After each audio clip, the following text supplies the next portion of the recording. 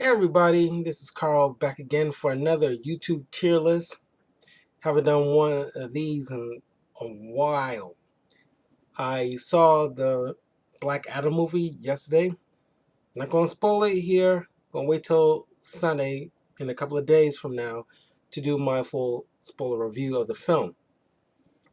But it's just gonna be like, non-spoilery kind of stuff of my thoughts when I'm doing this ranking, but it's gonna be very brief. But I already did my phase 1 through 4 uh, MCU ranking, which you can also find on my YouTube channel, youtube.com/talkativecarl. And uh, after each phase, I'm going to go back to the template and add the stuff that came TV. There's going to be TV and movie related stuff within the DCEU specifically, mind you. Just like in the MCU, I included the TV shows and the films together. So after Black Panther 2 comes out in November 11th, I'll go back to the MCU YouTube tier ranking and add in the Phase 4 stuff to include in the uh, uh, tier list. Then after each phase, I'll go back and do it again. I'm going to do the same thing with the DCEU. Now that we kind of got the ball rolling a bit, but I think it's enough we have here so far to make a decent uh, ranking. So, without further ado, let's get to it. So, I'm not going to do this in any particular order. We're just going to go down the line here. Aquaman. Now, Amber Heard to the side, you're not going to get too much into her little thing right now, but that aside, I think Aquaman was fantastic. Jason Momoa really shined a light on this character and gave people a better appreciation of the character of Aquaman and how awesome he really is, and not a joke of a character like he's been displayed as for a long, long time. I mean, there's few moments like in the Justice League anime series where he's been cool, but aside from that, he always been played as like a jokey kind of character. But he's very dope if you look further into it. And I love the part when he rides that freaking kaiju of a squid thing. I'm not even sure what it was, but it's a freaking kaiju, and it's like that energy Jason Momoa brings. It's phenomenal. I really enjoy that.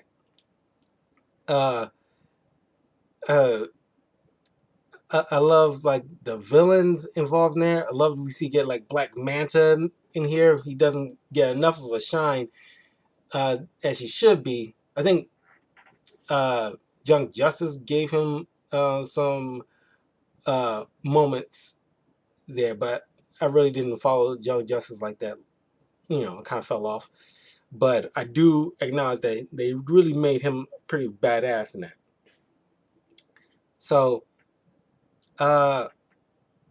everything around it is like the underwater effects is probably like the best I ever seen in any film dealing with like underwater scenes and stuff, especially when it comes to live action. I think like so far as animated it goes, I think like Moana probably made it look very underwater. Moana and Finding Nemo is probably the only two animated ones that really make water effects, and Luca too. And underwater stuff looks very good. But I think Aquaman is probably the best when it comes to live action underwater effects. Once Namor movie, I mean not Namor, but like the Black Panther 2 with Namor in it, I think that will really like okay, let's see how that goes and see if they kind of take any inspiration from Aquaman in order to make the underwater scenes not look as quote unquote murky. But I will put Aquaman A-list. I mean, it's like there's few uh there's a few issues. One of it is kind of like a nitpick. I remember how many of the kind of not jump scares, but those surprise interruptions, like in the middle of talking, then boom, someone bursts in, and things like that. And it's like, it's kind of a lot. Uh, it's been a while since I watched Aquaman. Eventually, I want to rewatch this for a spoiler review at some point, maybe after the holidays. And then once I revisit it, I might feel maybe slightly different because I kind of want to put on S tier, but just to be safe, it might just be A tier. And I super great like that, but it is definitely pretty good. Birds of Prey. I recently did like a spoiler review for this, and as I mentioned in my spoiler review for that, like the villain Black Mass with Ewan McGregor is fantastic, very intimidating. Margot Robbie, always a sight to see as a portrayal of Harley Quinn. I mean, like aside from that, even though the other actors involved are good, it's just that it might as well just be just like a straight up Harley Quinn movie. You call it Birds of Prey, which is a whole nother fiasco with the title and everything like that. Like these other characters are great characters on their own right, but they feel so sidelined. And like you got the kid is supposed to be orphan, Batman's sidekick, just like a common street thief, like glorified Aladdin. That's an issue. And I mean, I kind of want to feel like a B tier personally. I don't feel overall too good about it, but I don't feel that good enough to put on the A list. It's still good, but man, it's some of the choices they made wasn't like that tight.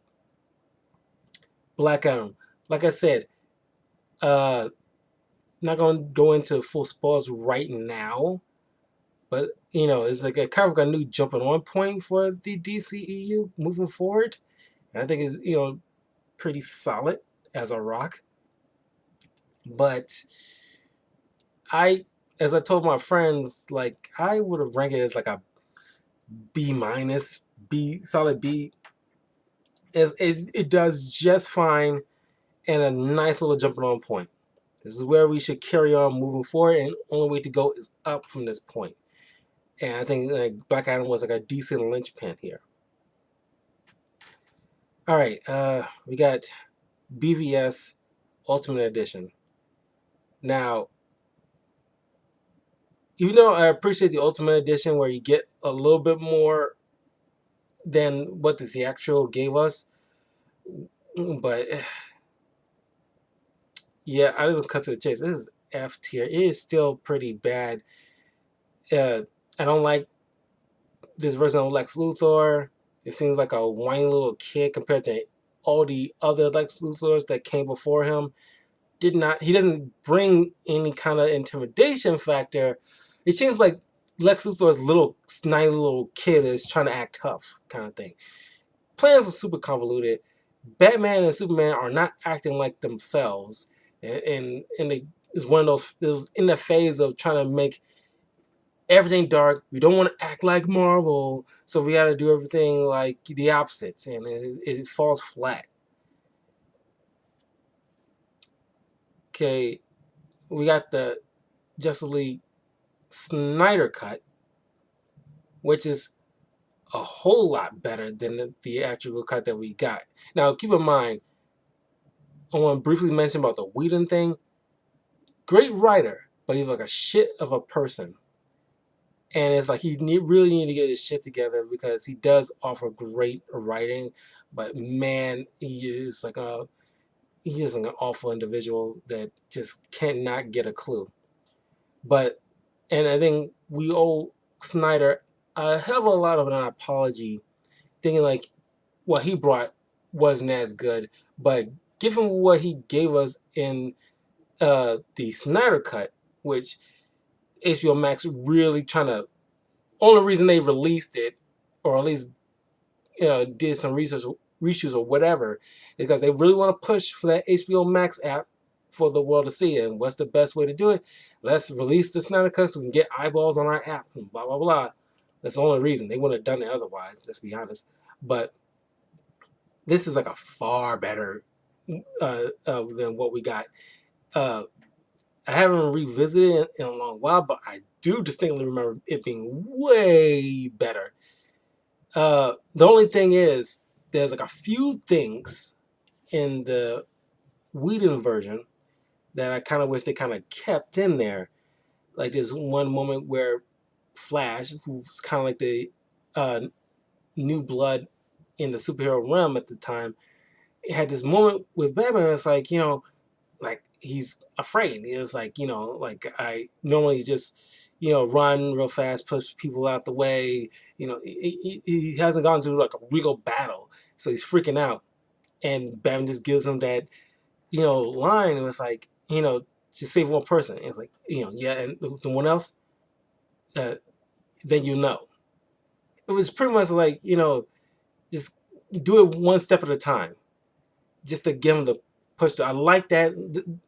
That's line of dialogue that I appreciate from Whedon. Is like, you know, you know, uh, that was very, very good writing in my opinion. They didn't keep that in the Snyder Cut, but there's always been research with Whedon in the first place. But then, like, you get that moment with Gal Gadot. Like he did Gal Gadot and I'm blanking on his name, who plays Cyborg. He did these two really dirty, but we'll get to that in a second. But Snyder Cut, I'll give it just a C. It was like a step above, but it's not like the complete Justice League that I expect. I mean, I kind of wish if I was running things, I would have used something like, the animated series versions of Batman, Superman, and the Justice League animated series as like a blueprint, because that's like the most solid versions of them that everybody would recognize and get behind, and that's how it's done. Is lived in, it's camaraderie, it's fun but grown up, and it's like and it's like you're not playing the same game as the MCU, but it's lighter enough. It's not so dark, figuratively and literally. It's just like it's what everybody loved from the anime series, and it's like that should have been like you've been doing this for a while. You have the blueprint. Just do that. I think everybody would have been happy from the jump.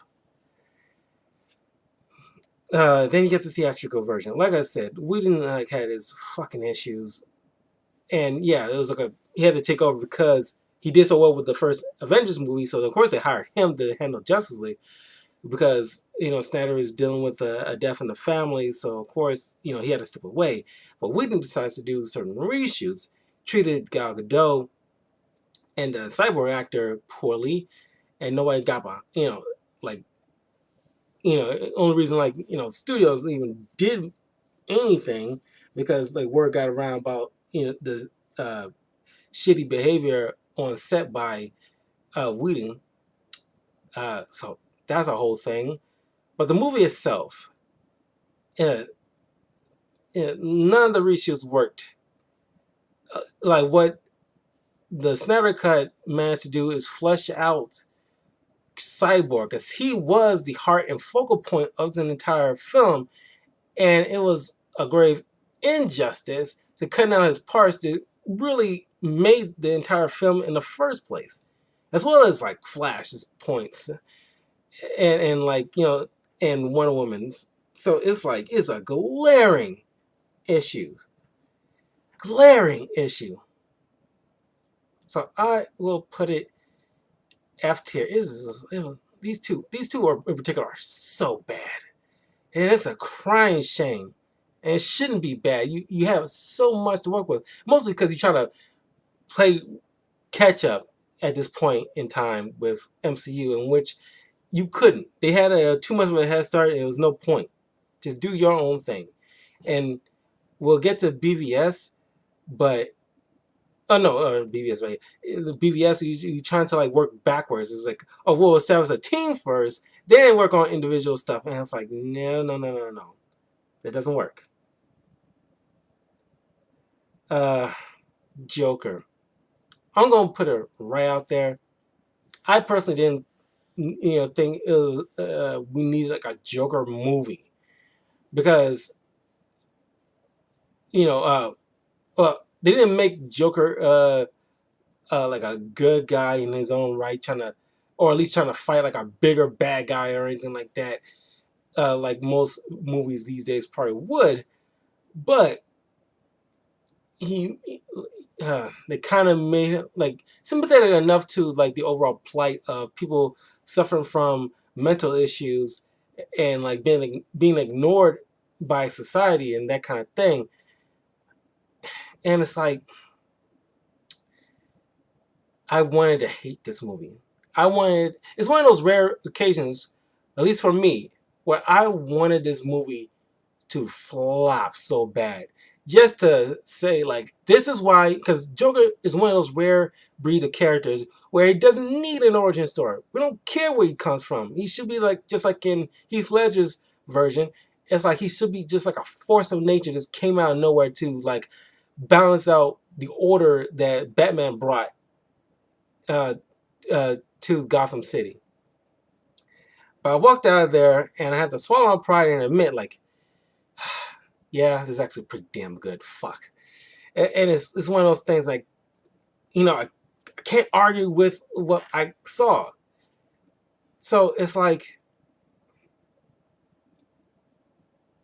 the quality it gives, as much as like it still pains me, but I have to put my biases to the side and just admit it. It's an S tier. It's good writing and like everything involved in this. I failed to find like fault. I'm pretty sure there's faults in it, but not enough to really knock anything down. It's like God dang it, it's actually good. And they're making a sequel to it, which I still feel like don't need one. You're kind of pushing your luck here, but whatever. Man of Steel. This, like, after so many years that went by, people had enough time to like mull it over, and it's not that bad, but it's not our definitive Superman. Even though Henry Cavill's casting is fantastic, and he got a raw deal given what the studio was doing at the time, trying to play catch up, and it's just like you're trying to make it quote unquote grounded, or you're trying to, because Nolan was behind like the production and whatnot. You're trying to apply Batman stuff to a Superman thing, and it does not freaking work. You have John Kent not allowing Superman to do Superman things, and that's probably the worst John Kent I've ever seen. Even though the actor, I like the actor, but it's like that was like a poor decision. It's like, if you ever watch Smallville, that's probably like the best Jonathan Kent from that TV show that I ever seen, and like he would not, chastise Clark into doing the right thing by helping a school bus full of kids, and the suit is like a slightly darker shade of the bright red and blue. Like I said, they need to make this stuff a lot brighter. We need color in this. That's why you got like Birds of Prey and Aquaman kind of, and then Black Adam kind of like and then Shazam. We'll get to that, and of course the Suicide Squad and Wonder Woman 2. It's kind of like an answer to that by brightening things up a bit so that way people can see there's not like a murky color like a sewage fell on the screen. But it's not like our Superman. And of course, maybe I had time to understand why he had to have Superman snap Zod's neck. Fine.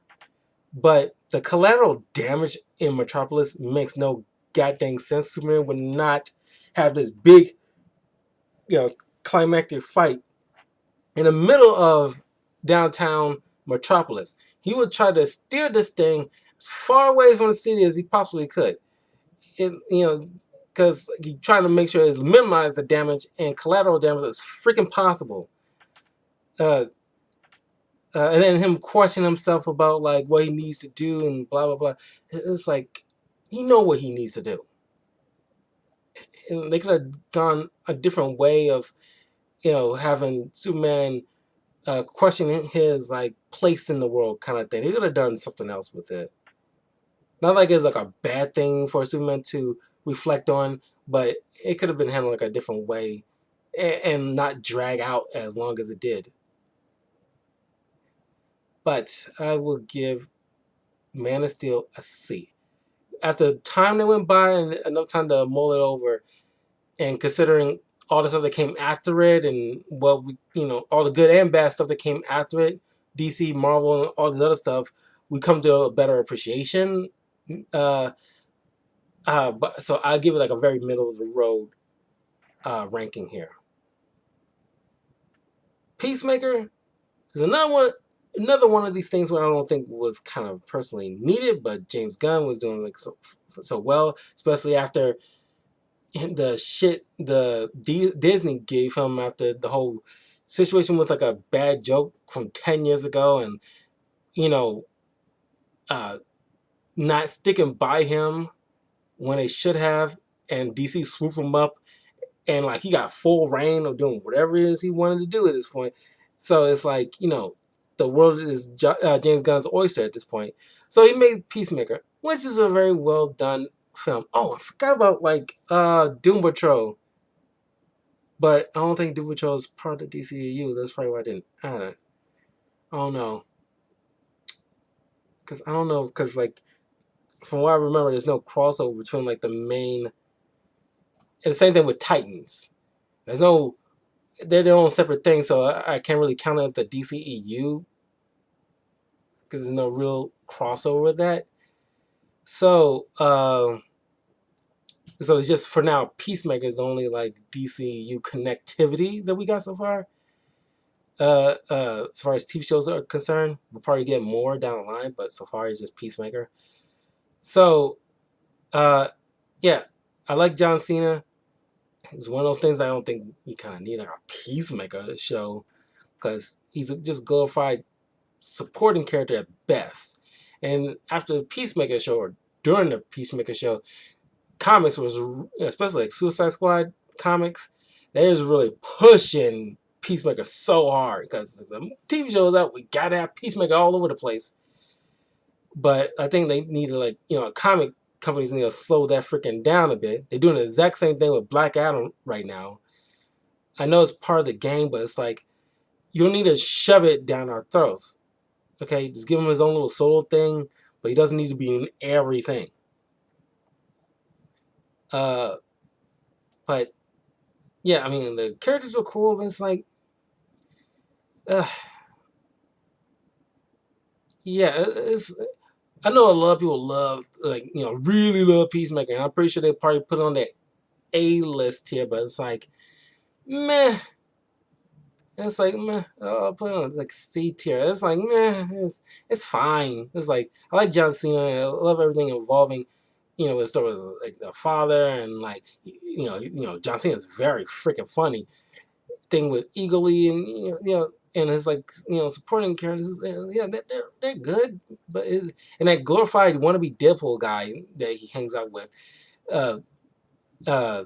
he's alright, but it's Shazam. I thought this was going to be like our kind of like jumping on point into like a proper DCEU movie franchise moving forward. But alas, it's like, that wasn't the case, but it's still pretty good. I think it's still like a good, this and Aquaman at that time was like, I think it came out in the same year. They were like, oh, okay, now we're finally on track here. At least that's how I felt. Like, okay, finally, the DCEU's finally on track to getting it. Just make a good standalone movies and let them like work their way into the overall uh, shared universe thing. Just don't hate the fact that like you got to start off with these solo properties before you do a team up thing. Yeah, uh, MCU did it before you. There's no shame in that to do a blueprint off of them. It works. It's fine. Nobody's gonna hate you for it. We understand. But like Shazam, Zachary Levi has done a phenomenal job with this character. I always thought this is, I call him Captain Marvel because I know the fucking difference. Like anybody who grew up in the freaking 90s into the early 2000s and watched the Justice League animated series know the difference between Captain Marvel of DC and Captain Marvel of Marvel. But whatever. I'm calling Captain Marvel Shazam. Whatever. But he's a great character. The kids involved are great. Every actor is just fun to watch. Uh, it's just like really funny. The trailer was great. It was released around Christmas. Kind of considered like a Christmas movie personally. But yeah, it's great. This is like really fun. I would put it on A-list. It's not enough to be S tier, but it's pretty dang close, like maybe A plus almost. But yeah, I love everybody involved in this film. It's really fun. All right, the first Suicide Squad movie, David Ayer. I'm too curious about the Ayer cut because unfortunately, it's not the fault of the director or any actor involved in this. Despite people want to crap on Jared Leto, it's nobody's fault here. It's just that the studio at the time, because Suicide Squad, they trying to it's kind of like Guardians of the Galaxy. Just make it like Guardians of the Galaxy. So they interfere way too much in this project. So now everything's a jumbled mess in this, and it's crying shame that David Ayer didn't really get a chance to make his own Suicide Squad, and he ended up getting replaced or tossed out. And now that studios are not allowing their directors to do their thing and not interfering so much, I think is a just thing to allow David Ayer to show what he would have made. At least, put it directly on HBO Max. You don't have to make a huge theatrical thing about it. Let us see what his version of the Suicide Squad would have been if allowed, to him do his own thing. I think Will Smith's Deadshot was pretty solid. Rick Flag was good. I don't care for this version of Killer Croc. And then Diablo's passive chosen path of non-violence that was done away pretty dang fast. You could at least wait until halfway through the film before he decides to use violence to fight back. They really did Slipknot dirty. The fact that he didn't. Besides, why you want Slipknot is it's the most. You just obviously just needed him to show off somebody's head getting blown off, so you chose the most useless skills set of a character to put on the team. Or you can climb anything. So any Navy SEAL. But it has a great soundtrack. I gotta give it that. I'm Suicide Squad had a fantastic soundtrack. And it introduced me to Kehlani, the musical artist, and I love her song Gangsta. Still one of my favorite songs of hers. And I gotta give Suicide Squad that at least. But I put a D. As it stands right now for what we got, I gotta put a D. Not too terrible after giving enough time and understanding what happened behind the scenes. I don't feel good about giving it an F tier. It's not horrible. I think it's still fun to watch at the very least. Way above BVS or the theatrical cut of Justice League. All right. I know Joker and the Batman aren't necessarily the DCEU, but let's be honest. After, because eventually, uh, Ben Affleck is gonna be bowing out. I think he got like at least one more movie he has to be involved in. Forget which one it was. Was it Aquaman 2? I think it's Aquaman 2. Uh, uh, but then he's gonna be like done with the character after. I guess he got annoyed with so many questions when he's trying to do other films and he's getting all these Batman Justice League questions, and then he wanted to make his own Batman film, but he got studios, coming down on him, and he's just like, you know what, I'm not doing this anymore. And it's like people gotta learn to back the fuck off and let these people, be, you know, if he's promoting like Argo or whatever, stick to you trying to get like those like first person to get that scoop and blah blah blah. Clearly he's not gonna tell you guys. And like you dealing with professional actors like this, trying to get them to slip up, it's not gonna freaking work. You're not gonna get the first hot scoop or whatever like that. Stick to the question at hand with the movie at hand. And when he's doing a DC related thing, then you're gonna go ahead and answer your questions. Woo woo. But now you got, you know, uh crap. What's his name? I'm blanking on his doggo name. Robert Pattinson. Now you got Robert Pattinson as Batman, who done a phenomenal job. I love the Batman. I watched it at least 3 times. It's so good. Even though I don't really care for Paul Dano's costume of the Riddler, I know it's kind of like proto Riddler, but it wouldn't kill them to actually at some point in the movie give him his classic green suit, fedora or bowler hat, and a cane with a question mark curve to it. And it won't cost much. And people tell me like it won't look right in this kind of yes, it would look right. It's just a suit. It's just a suit with a it doesn't have to be green question marks all over the place. Maybe just on the tie or the hat. That'll be enough. But it doesn't really cost much or it won't look that cartoony with just having somebody in a green suit. And another thing, I'm getting tired of this whole grounded Batman. It's like, no, we're past that. Nolan did his contribution to making a grounded Batman universe. And even then, it's kind of like, kind of pushed it just a little bit too far. At this point, I want to see Clayface. I want to see Man-Bat. Let's lean into the comic bookiness. This is a comic book movie. Not everything needs to be super grounded just to make everybody like believe the world around you. No, F that. It's a superhero movie. Leaning the fuck into it. Okay, it's fun. Let it be fun. I want to see Batman tangling something that's like seemingly above his weight class. Like you don't see him like tangle with something like Clayface. Like come on. But like this movie is phenomenal. Like cinematography is phenomenal. Acting is on point. The subtle jokes with Batman and Jeffrey Wright with the whole thumb drive and it's the whole entire thing is fun. Like oh my god, the movie is fantastic. It's phenomenal. Like this is Batman here. And it's Detective Batman, mind you, too. So this is something that also we never seen before for any other Batman film that came before it, where Batman is actually doing detective stuff. And it's great. And I kind of hope they still keep that same, Matt Reeves, keep that same thing in the sequel, because he said he wanted to have Mr. Freeze be the next bad guy in the sequel, which I'm looking forward to. But yeah, S tier, all the way. There's no other ranking I could put this on.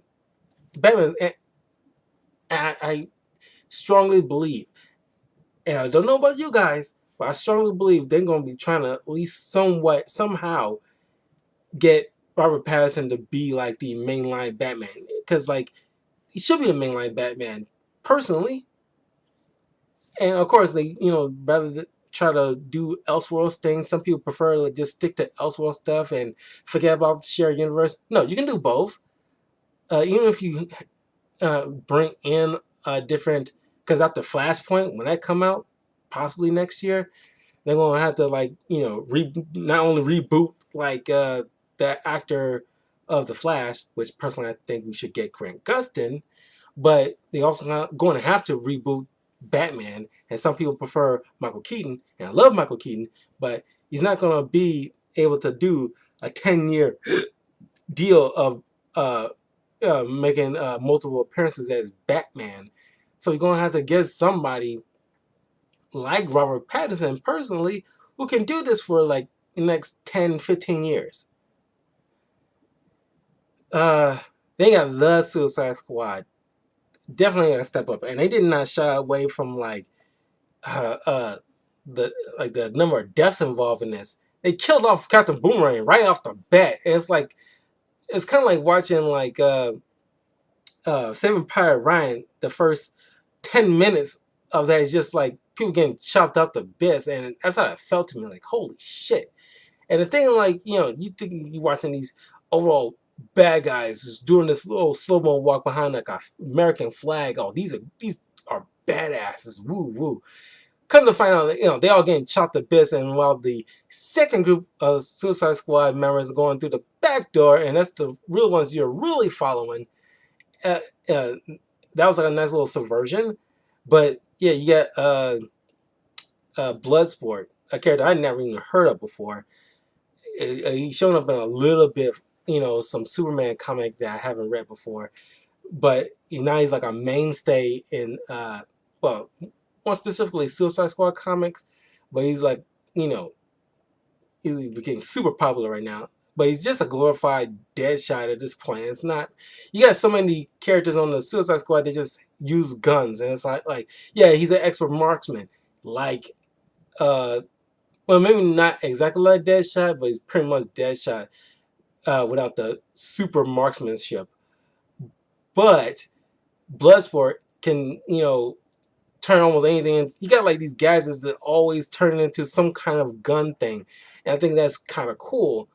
But yeah, in the showdown between him and like him between the camaraderie between him and Peacemaker was so funny, especially them trying to outdo each other with killing people on this camp that turned out to be on their side. It was really funny. So yeah, there's a lot of funny stuff involved in this. I love Ratcatcher 2. The Polka Dot Man gets, some shine in here. So yeah, everything involved is, phenomenal here. So I will give this A tier. It's very, very good. Okay, now we get the tail end here. Wonder Woman 1 and Wonder Woman 2. Honestly, the No Man's Land scene, I promise you, I said this multiple times. I think, like, Gal Gadot should won some kind of award from just this performance alone when she just shows it's no man's land, but I'm a woman. And she comes out there like an overall badass and just tanking like these shots from these soldiers in WW1 and just like, just tanking that stuff and, deflecting bullets and just just, oh my gosh, she's just such a badass. And Gal Gadot is phenomenal. Great choice for Wonder Woman. She knocked it out of the park. Yeah. I didn't care for the third act though, but with the third act fight between the overall bad guy, I kind of wish I can put on A tier. It would have been S if the third act fight, with the overall bad guy wasn't so lackluster. Some posh, version of Ares, and it's like it would have done better. I think everybody would agree that when she comes to the realization that there's no Ares, there's no evil influence affecting the hearts of men. It's just people in conflict. And it's murky and it's complicated. And she had to come to the realization that, sometimes it's just that. There's no outside influence. But in this, they give it an outside influence, and it's kind of like, you're just trying to make a glorified third act fight because it's a superhero film, which I don't think in this particular case was needed. It would have been very ballsy to not give it what you expect a superhero movie to have in the third act.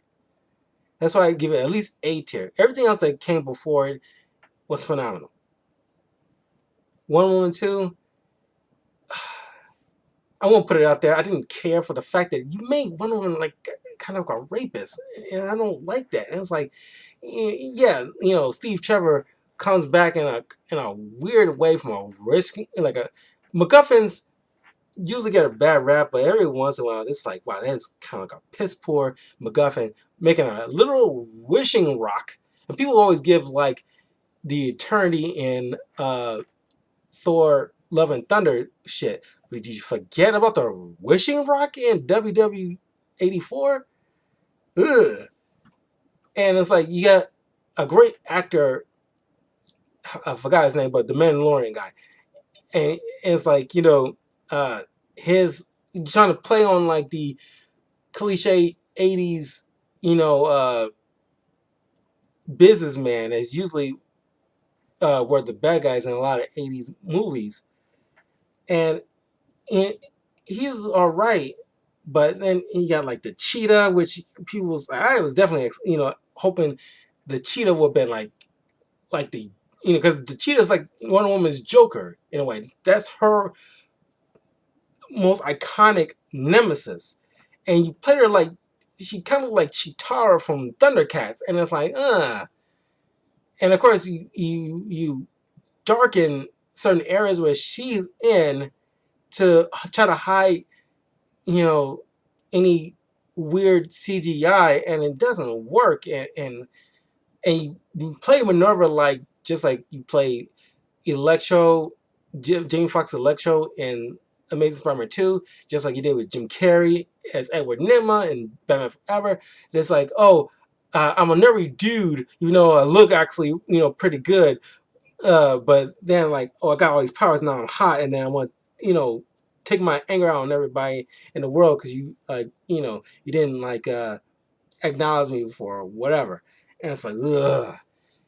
All that is just like, God, even though the actors involved are doing like a good job, but it's just like the writing. I don't know what the hell happened with Gal Gadot. Like, it's not on her. It's just like the studio had to do something because Gal Gadot did give us something great in Wonder Woman 1. So I know she would have pulled off a great Wonder Woman 2, but the studio has to do something because they didn't do anything with, like got too heavily involved in Wonder Woman 1 and got us something great.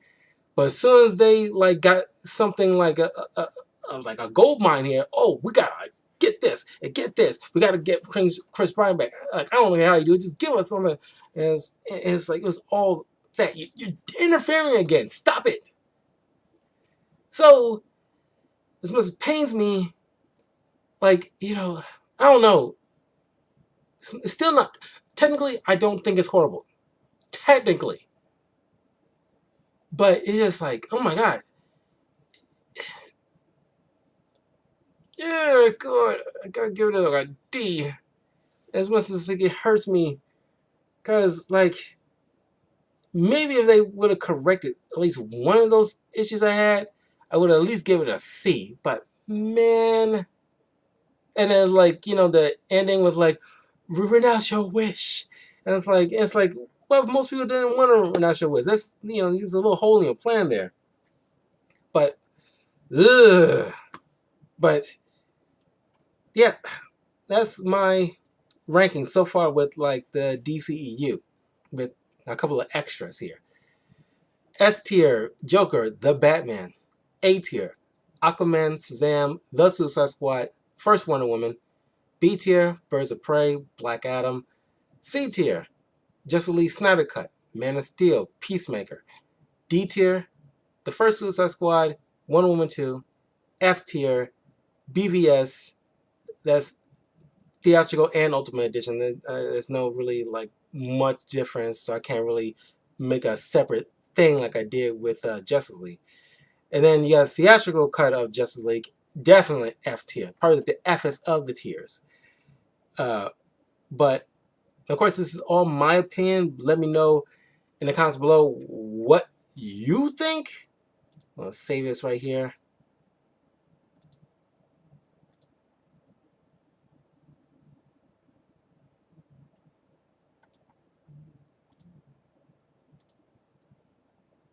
Okay. So yeah, let me know what you guys think of this ranking so far as the DCU is concerned. How would you rank it personally yourselves? But from what I've got on the list, because this is technically all aside from Joker and the Batman, but I kind of feel like they're trying to lean into trying to fuse it into the DCU somehow because they did so well. But how would you rank them? How closely are you with me, or what would you switch around? I'm curious to know. But yeah, I will see you guys in a little bit. I want to do a couple more videos before I get into Gotham Knights later on. And